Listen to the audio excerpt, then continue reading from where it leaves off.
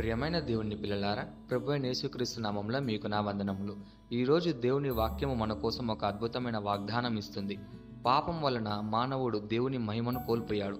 కానీ దేవుడు తన అపారమైన ప్రేమతో మన కోసం ఒక మార్గాన్ని కల్పించాడు. ఈరోజు వాక్యం మనకు ఆ విమోచనని, ఆ కొత్త జీవితాన్ని గుర్తు చేస్తుంది. ఈరోజు దేవుని వాగ్దానము 1 పేతురు 2వ అధ్యాయం 24వ వచనము. 1 పేతురు 2వ అధ్యాయం 24వ వచనం వాక్యం ఇలా ఉంది: మనము పాపముల విషయమై చనిపోయి నీతి విషయమై జీవించినట్లు ఆయన తానే తన శరీరమందు మన పాపములను మ్రాను మీద మోసుకొనెను అని. ఈ వాక్యము యేసుప్రభు శిలువపై చేసిన గొప్ప త్యాగాన్ని మనకు చెప్తుంది. ఆయన ఏ పాపము చేయలేదు, కానీ మన పాపాలను తన మీద వేసుకొని శిలువపై రక్తం కార్చాడు.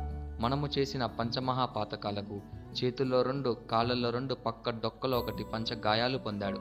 మనము కనులతో చూసిన హేయమైన చూపులకు ఆయన కంట్లో రక్తము, నోటితో మనం మాట్లాడిన అపవిత్ర మాటలకు ఆయన నోటి వెంట రక్తము, మన తలంపుల చేత మనం చేసిన వ్యర్థమైన ఆలోచనలకు ఆయన తల మీద ముళ్ళ కిరీటము, మన శరీరంతో మనం చేసిన పాపాలన్నిటికీ ఆయన సర్వ శరీరం రక్తసిక్తమైంది. మనకు బదులే ఆయన ఆ శిలువపై మరణించాడు. పాపం మన జీవితాన్ని మరణానికి లాగేది, అలాగే శాపానికి లాగేది. కానీ శిలువపై క్రీస్తు త్యాగము మనకు పాపం నుండి విమోచనను, ఆరోగ్యాన్ని మరియు నీతిలో కొత్త జీవితాన్ని ఇచ్చింది.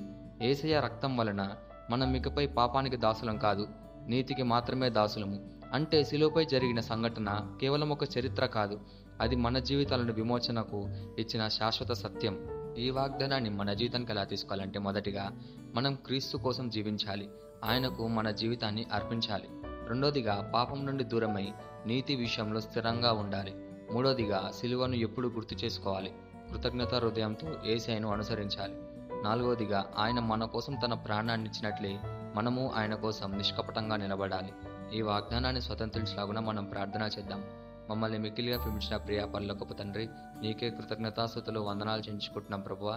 ఈరోజు నీ వాగ్దానం ద్వారా మాతో మాట్లాడినందుకు నీకే ధన్యవాదాలు చేయించుకుంటున్నాం ప్రభువా. నీ కుమారుడైన యేసుక్రీస్తు ద్వారా నా పాపాలను సిలువపై మోసి రక్షణ ఇచ్చినందుకు నీకే కృతజ్ఞతలు చెల్లించుకుంటున్నాం ప్రభువా.